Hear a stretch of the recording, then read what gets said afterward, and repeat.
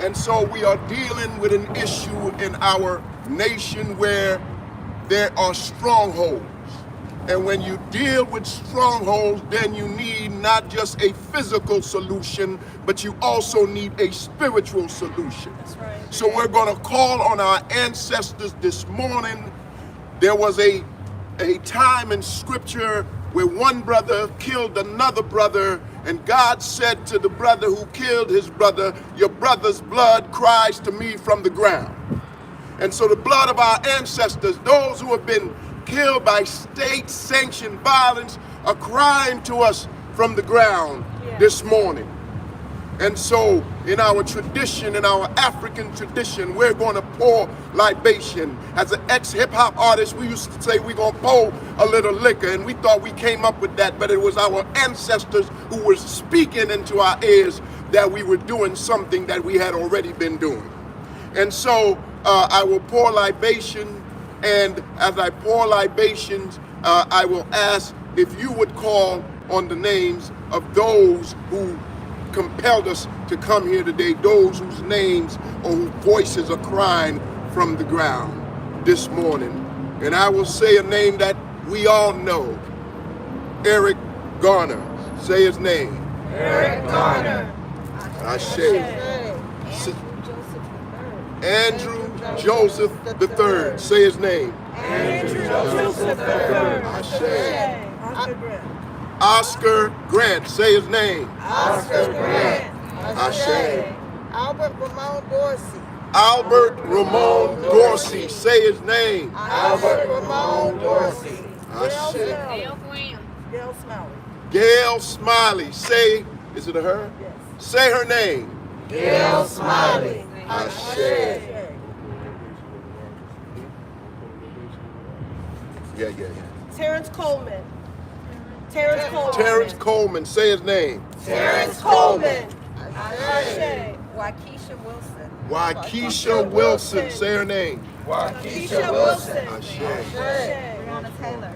Breonna Taylor. Say her name. Breonna Taylor. Ashe. Dale Graham. Dale Graham. Dale. Say his name. Dale Graham. Dale Fram. Say his name. Dale Graham. Ashe. Miles Hall. Mal Hall. Say his name. Miles Hall. Ashe. Christopher DeAndre Mitchell. Say his name. Christopher DeAndre Mitchell. And now we're going to call on the name of freedom fighters. And the reason we want to call on the name of freedom fighters, because we need spirit, like I said before. And Mama Harriet Tubman reminds me of a time when she prayed that God would either change the mind of her master or kill him, and God decided to kill him. Mama Harriet Tubman. Say her name. Mama Harriet Tubman. Ashe. Nat Turner, one who saw the eclipse, who saw spirit in the air. God spoke to him. Say his name. Nat Turner. Ashe. Benjamin Banneker. Say his name. Benjamin Banneker. Ashe. Malcolm X. Ashe. And then lastly, you can call on the name of the person who's close to you, who propelled you to this place. One of your ancestors who propelled you to this place. It could be someone you've read in a book or someone in your family. I'm going to count to 3 and you can say that name. 1, 2, 3. Masila. Ashe. Ashe. Ashe. Ashe. One love.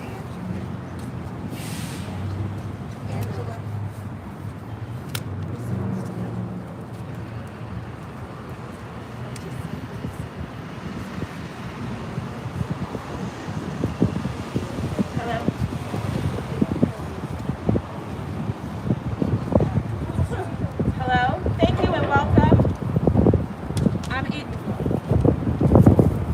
Thank you and welcome. I'm Angela Angel of Black Lives Matter Global Network. I'll be emceeing for the day. And we just want to thank you. We're going to take the time now to have Melina Abdullah come forward and give us some opening remarks.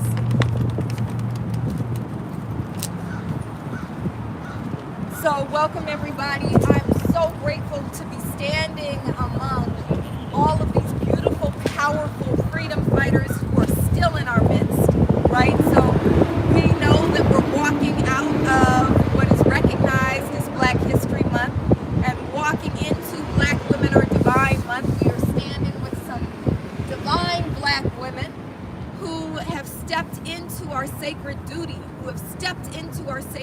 to demand justice on behalf of our people. And so a couple nights ago, we heard the term accountability in very loose terms, speaking about police accountability, but not speaking in specific terms. We are here today as Black Lives Matter, as Clergy for Black Lives, as Families United for Justice. Eva Marcel, who is one of our siblings and one of our supporters and freedom fighters, is here with us. And we're here with the family of Albert Ramon Dorsey, with the family of Gail Smiley and Oscar Grant. We're here with the family of Andrew Joseph III, who was 14 years old when he was killed as a result of state-sanctioned violence. And we are here to speak about police accountability and demand police accountability in very specific terms, beginning with ending qualified immunity, the unjust legal doctrine which shields police from even having to answer for their deadly actions in court. We are here calling for justice in the name of Andrew Joseph III and for the benefit of all of us. I am here as an organizer with Black Lives Matter, and I am here as a Black mother of 3 Black children who desperately need an end to qualified immunity so that we can have something specific, something real, something tangible that reels in the cycle of police violence. We are here with 60,000 folks who have signed petitions in the span of a month. 60,000 folks have signed petitions in the span of a month demanding an end to qualified immunity. And so I'm grateful to be here. I'm also here to remind us that when we fight, we win. We are fighting and we are winning. We're grateful that we have legislators who are committed to fighting and winning. We're grateful to be here. I live in Los Angeles and I am claiming Ayanna Pressley as my congresswoman, even though she represents folks in Massachusetts, right? Because she is standing on the side of the people, and so we are here to claim that we will end qualified immunity immediately and permanently. Thank you so much for being here. Black Lives Matter. Black Lives Matter. And we're going to have the Josephs come up, and I want you all to come behind this table so that we can show that this petition to end qualified immunity has been signed by over 50,000 people, and the numbers are still growing. And we're going to have them share their story. Good evening. On behalf of the Andrew Joseph family, we stand here with a community built in the power of knowing that we, the people, can make changes. When I embarked on this journey in February 7, 2014, I never thought that the 14-year-old son that I had bared and bore into this world would be at this place where we are today. But I tell you, time brings about a change. And as I look at the many people who I've met and who I've also had the honor of sharing my son and the legacy in which I inspire for him to bring to the world, I am encouraged. I am encouraged that my 14-year-old son who went to student day at the Florida State Fair, who went to student day and had friends among him, who went to student day and just wanted to be a 14-year-old at a school-sponsored event, and then to be a 14-year-old and to lose his life. His first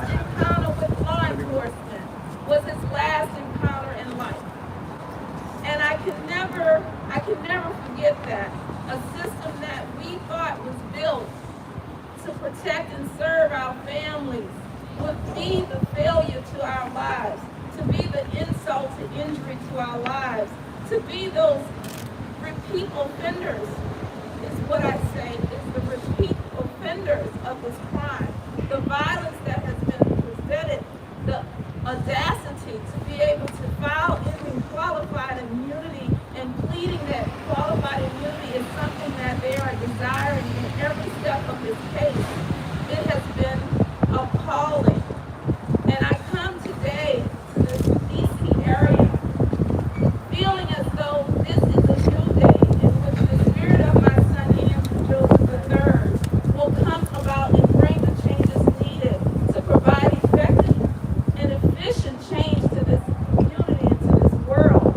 Andrew Joseph III did not die in vain, and that is our promise to him as well as the world, that my son, I am sure, is looking upon and saying that he is proud of this day, proud that so many of you have come out and have been able to galvanize a momentum for him and for all those who have suffered as a hand of police brutality.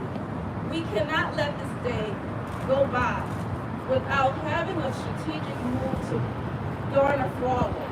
And our forward move is to support our sister, Ayanna Pressley, and her fight to make qualified immunity a reality, a law that is standing in the books of the world.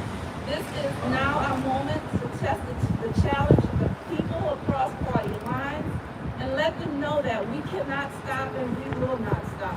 So I will bring the mic to my husband, Andrew Joseph Jr., and he will share more about our son.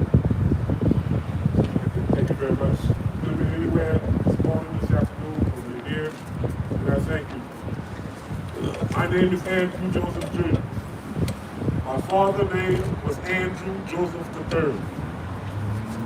My father was Andrew Joseph Sr., and my son was Andrew Joseph III. We allowed my 14-year-old to go to the Florida State Fair. While at this Florida State Fair, he was detained by the Hillsborough Sheriff's Department, the gang task force. He never committed a crime. They never charged him with anything. He was simply booked, photographed, placed into a police car, driven around the block, and abandoned on a busy highway without notification to anybody. As my 14-year-old son was trying to get back to the safety of the fair, he was hit by one Jonathan Hatfield, a white male, 19 years old, that was allowed to leave the scene with my son's remains all over his front grill. He didn't receive a ticket. He didn't receive a breath test. He was allowed to go home with my son's guts on the front of his car. Today, we stand here, it is 8 years later. We still don't have a police report. Every time it's time for us to go to court, they file another appeal that is applied to them by sovereign immunity, by qualified immunity, by crown immunity, which must stop. It's not a constitutional right for these police officers. It's something that's been voted in that can be voted out. And we're planting the seeds today to get rid of this. This is harming our community. This is giving them the ability to kill our children without any consequences. It has to stop today, and today we're planting those seeds for the womb that's coming out of for the seeds that's coming out of the womb tomorrow. It must stop today. We're going to be alive to see this happen. We not only have these very few people that's behind me supporting me, but we got a whole table of over 60,000 signatures that's ready to see this go. So it has to be addressed.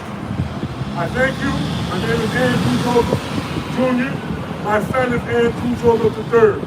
He is the face of this movement, and he shall be a part of history. Thank you for your time.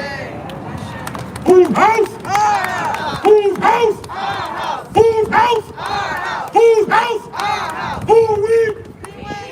Who are we? Team Pee-wee. Who are we? Team Pee-wee. Power. Break down. Power. Break down. Power.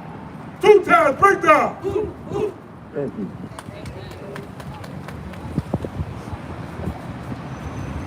And now we'll bring forward the author of the bill to end qualified immunity.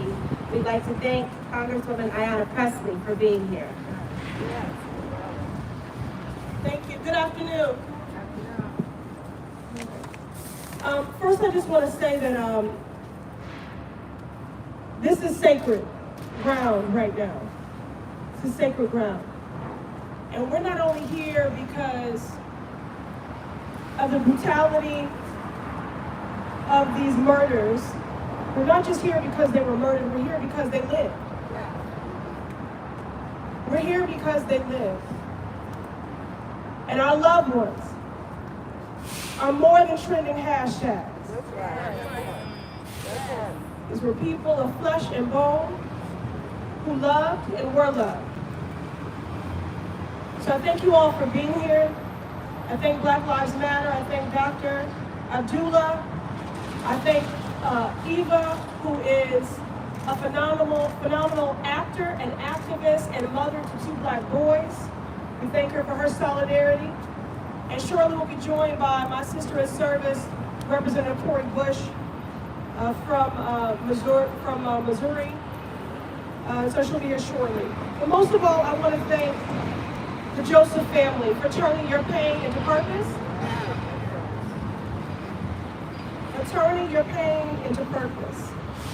I look forward to the day where no one has to relive their trauma in order to get justice. Prior to my election to Congress, I served on the Boston City Council for 8 years, and we would begin each meeting with the Pledge of Allegiance.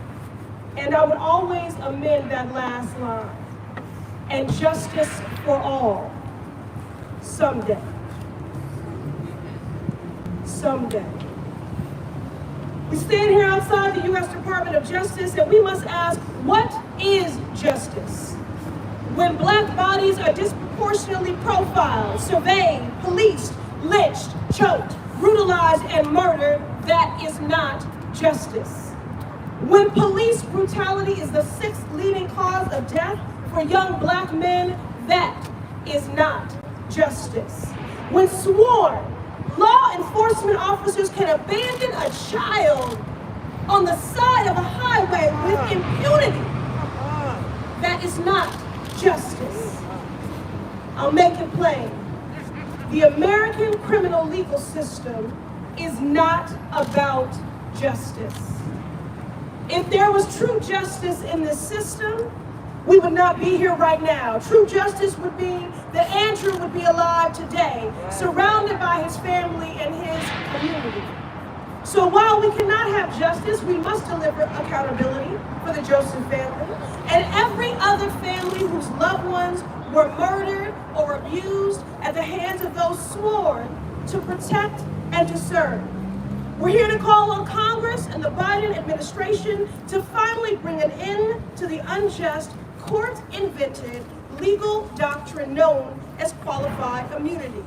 For too long, qualified immunity has protected the very people charged with upholding and enforcing the law from any consequence for breaking it. Even in the most egregious cases of brutality and misconduct, qualified immunity has allowed police officers like those in the Hillsborough Sheriff County's office to use their badge as a shield from accountability. We can't allow these fatal injustices to go unchecked any longer. And that is why I introduced on the House floor the Ending Qualified Immunity Act. Now, my bill would fully end qualified immunity and ensure that law enforcement officers are held accountable for their actions. Because for too long, our communities have been robbed of the lives of loved ones, classmates, neighbors, because of police violence and misconduct. Breonna Taylor, George Floyd, Michael Brown, in my home state of Massachusetts, Burrell Ramsey, Terrence Coleman, Dennis Renesco, and more. Black lives matter. Lives. We are more than trending hashtags. These were our loved ones, our babies, people of flesh and bone who loved and were loved. It's time to hold police officers accountable and end qualified immunity. This is a racial justice issue. It is a disability justice issue. And when police brutality is the sixth leading cause of death for black men, it is a health justice issue. I am emboldened and fortified by the momentum behind this piece of legislation in support of over 40 colleagues and more than 70 grassroots organizations, including Black Lives Matter Global Network. And while some in Congress lack the political will and courage to act, the movement to end qualified immunity is stronger than ever. And we won't turn around.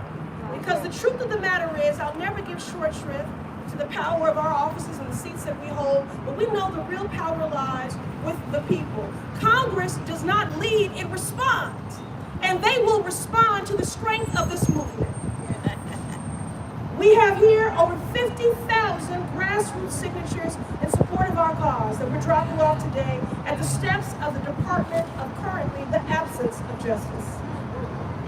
That's 50,000 people nationwide rising up and demanding Congress and the White House finally take action. You know, people keep talking about this reckoning that we're in, and I've actually reframed it because I haven't seen the reckoning yet. I think we're in the midst of a national awakening, but I'm waiting on the reckoning.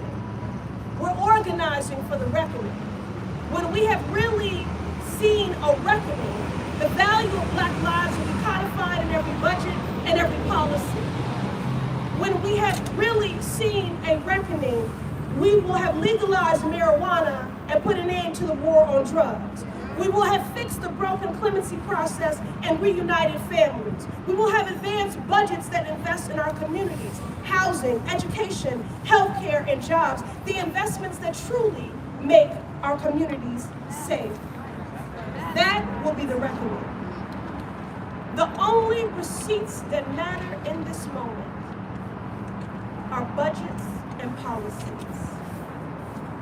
That is what is necessary to end the criminalization of our communities and bring much needed accountability to our legal system.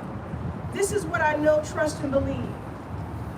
That if we can legislate hate, hurt, and harm, we can legislate equity, healing, and justice. Yes. This is the moment. This is the reckoning. Again, I thank the Joseph family for turning your pain into purpose. I thank this entire movement of folks who have labored in love, expended sweat equity. We thank our ancestors for fortifying us in this journey. For those who are covering us in prayer in this journey. Again, I'm thankful to this movement. We can't stop. We won't stop. This is the moment of reckoning. Equal justice. Black lives matter. And now, as a sibling in this movement, I want to bring up another one of our sisters. We were speaking about Harriet Tubman earlier, and we poured libation and said Ashe and brought her into this space. And I'm telling you that this one right here, she's carrying that Harriet spirit with her every single day. It is my great honor to do this work alongside her each and every day. And I want to bring, because it gives me great joy to say this every time, Congresswoman Cori Bush.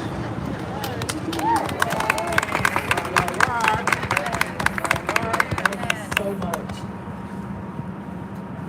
So it makes the work that much easier to have, my sister in the same house, doing the same work, fighting the same fight, talking to the same people, which is huge, talking to the same people, reaching out, listening to families. I just thank you so much. Thank you so much. And I'm proud to be someone who is able to affect change with your legislation. And I just thank you so much for your courage. I'm so tired. I'm so tired. When I showed up the very first day that I showed up on the ground in Ferguson in 2014, I didn't know the next day was going to be necessary, or the next day was going to be necessary, or a month later, and 3 months, and 6 months, and then a year, and 400 days, and then more. I didn't know that our work would mean that thank you, you know, you're doing this, but then the change won't happen actually in DC. I didn't know that that's what we should expect. We didn't know about Andrew Joseph III. We didn't know about his story. We didn't know that there was a club. That there was a club of loved ones who were fighting for justice for family members who had been victimized to the point of death at the hands of police. We didn't know that that was a thing that could not and would not be affected in a positive way right here in Washington, D.C. But let me say thank you to the Joseph family. Thank you to Andrew and to Deanna and to Deja for your fight and how you have continued to keep not only putting his name forward, but going after that accountability that looks like it hurts you as you go. We know it hurts you as you go. It's not easy to continue to say the story over and over again. You have to keep reliving the trauma, and our society has failed you and your family in that way. I'm so grateful to be able to stand here in solidarity with you as you stand in solidarity for so many other families, as you have also taken them under your wing. You deserve accountability for your son, and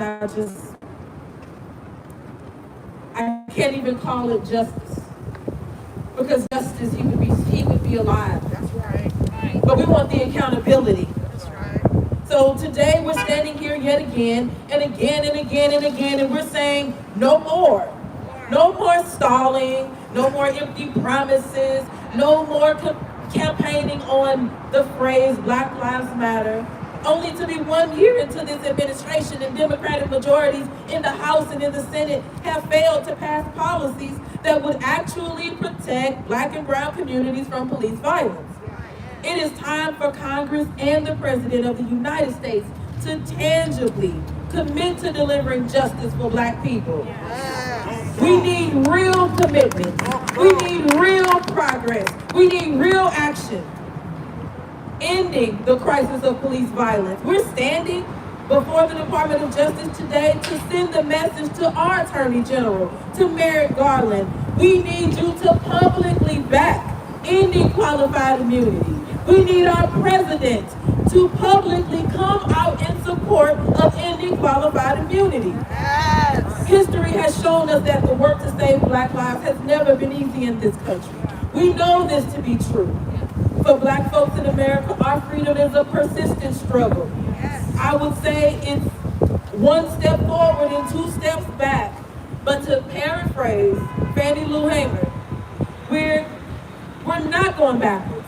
As she so famously said, if I fall, I'll fall 5 feet 4 inches forward in the fight for freedom. We will not be allowed to be pushed back, and we've shown that time and time again, because we keep growing, we keep going, but this is the thing, we don't want to. It's not fun. We don't get joy out of some cameras. We don't get joy out of having to stand and fight and march and beg and call. We don't get joy out of that. We are tired, and we shouldn't be in this place where we have to keep trying. But we understand accepting defeat when it comes to the struggle for our democracy, when it comes to voting rights, when it comes to climate change, when it comes to accountability for Black people who are being brutalized every single day across this country by police officers, that simply is not an option. We can't keep using failed tactics and expecting different results. Failed tactic after failed tactic. We can't keep throwing money at law enforcement and expect how they operate to change. Police shot and killed 1,555 people. Now that's according to what's documented that way. people in the United States in 2021. That is a record for police killings.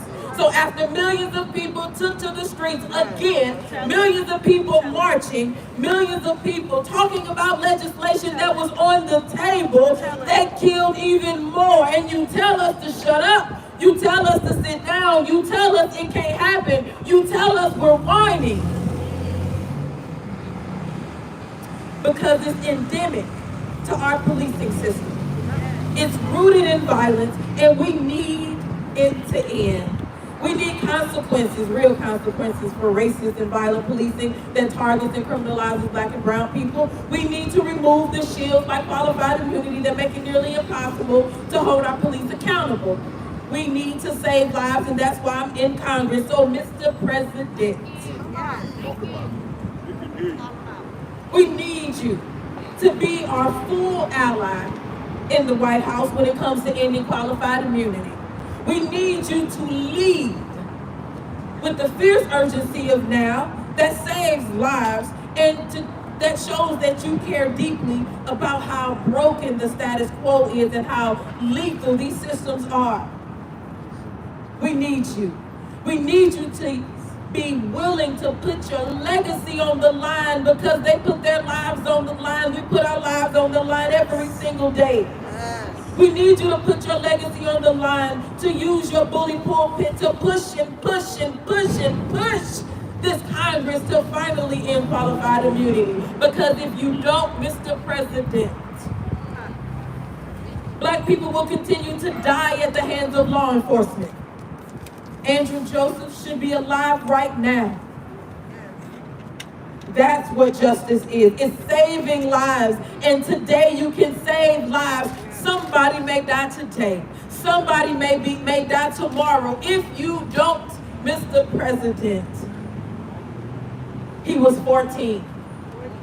He was a baby. It takes the power of the people to make change. Movements we know push policy. We determine elections and we transform our future. So to Andrew, Deanna, and Deja, know that I'll never quit fighting to end qualified immunity.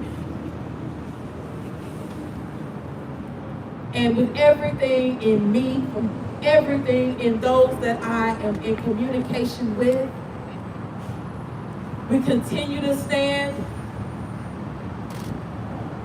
until we actually end this. And so with the power of everything we have, that will continue to be our work. Mr. President, do it today. Yes.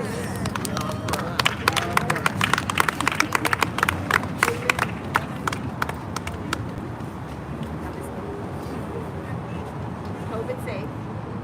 And next up we have activist Eva Marcel.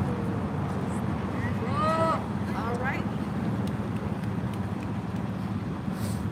Afternoon. My name is Eva. I am a model. I am an actor. I'm a radio host. I am a daughter. I'm a Black woman. I'm a wife. And I am a mother. Now I came here today wearing that last title, extremely proud. I am a mother of 3 beautiful Black children. And I'm hoping that my children will hear about this day one day. Now I had the privilege of meeting Deanna and Andrew through the beautiful Dr. Molina as they continued their fight for accountability when it came to their son. They deserve to be heard.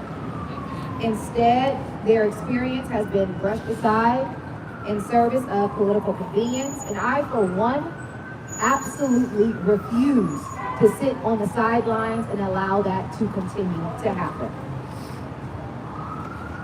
We need to end qualified immunity. Qualified immunity is a manufactured doctrine invented by judges, not legislators. In an America where Black people are considered dangerous even when they are in their living rooms eating ice cream, when they are asleep in their beds, when they are playing in a park, when they are standing at a pulpit in their church speaking to their congregation, when they are out bird watching, while they're exercising in public or walking home from a trip to the store to purchase a bag of Skittles.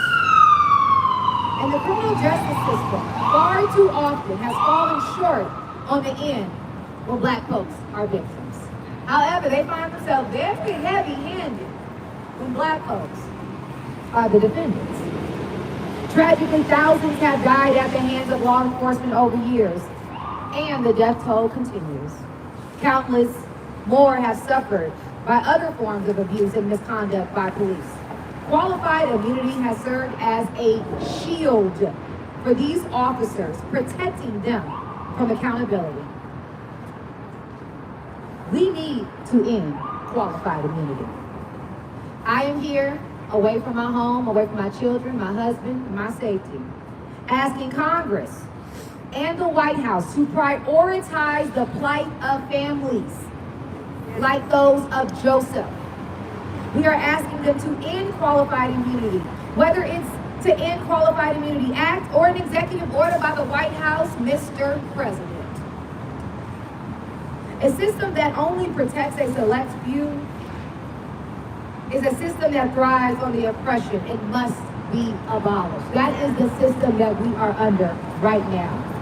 We are demanding that these institutions go beyond symbolic gestures, which are cute but not effective, and message to win elections and take actions to re-image public safety that works for everyone.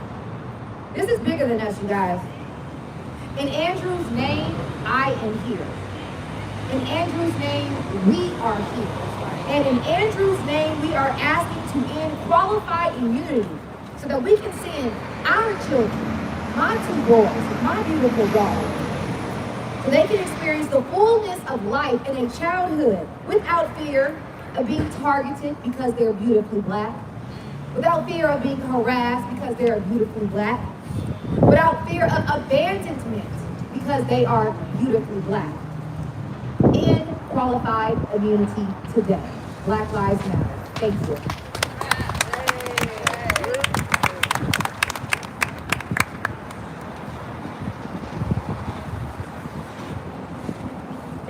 Thank you. We are going to close in the spirit, just like we opened in the spirit. And so I'm going to invite the Reverend to come up. Reverend Dr. James Thomas. Thank you. I want to begin by saying that I am tremendously sorry. I'm tremendously sorry. I'm tremendously sorry. And I'm tired of seeing it. I'm tired of seeing our people have to be so strong. And I want you to know that in as much as my heart is broken, I'm going to fight. I'm going to fight. And so I want to talk really quickly about what qualified immunity really is. Qualified immunity is not something that judges just came up with.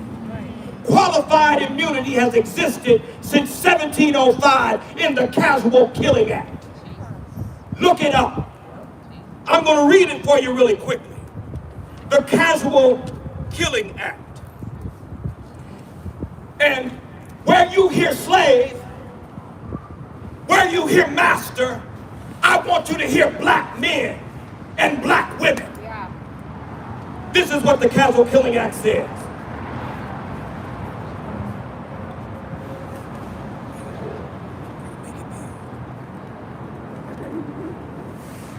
Any slave that resisted his master or owner or other person, I want you to insert black in there, by his or her order, correcting such slave, and shall happen to be killed in such correction, it shall not be counted felony. But the master, owner, and every other person so giving correction shall be acquitted of all punishment and accusation for the same, as if such accident had never happened. That is a law that existed in 1705.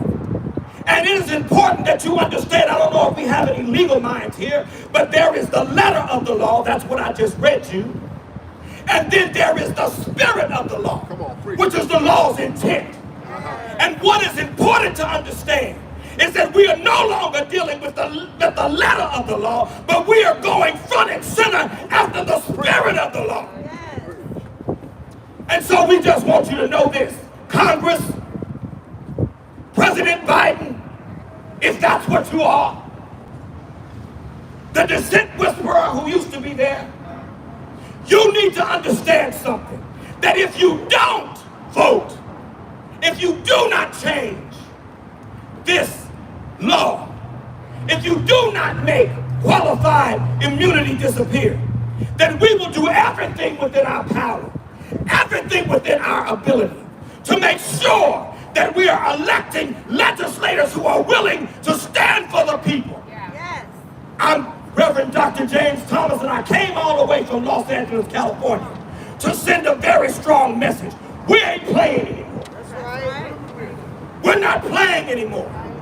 This is the casual killing act being manifested in 2022, and it needs to end. It needs to end. There's a scripture that says that we wrestle not against flesh and blood, but against principalities and powers and spiritual wickedness in high places. We have called upon our ancestors to do what must be done. And we know by faith that it will be done. God bless you.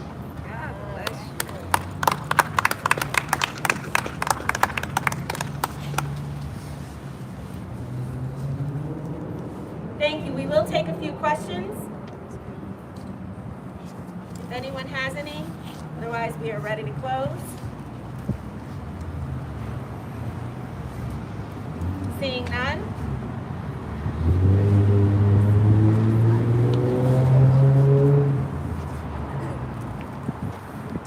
We're just going to circle up and close up. We're going to circle up and close out the way we do. Stage go. Thank you for coming. You can find more information on the petition and the petition itself at blacklivesmatter.com/E, like N, Q, like qualified, I, like immunity. blacklivesmatter.com/EQI.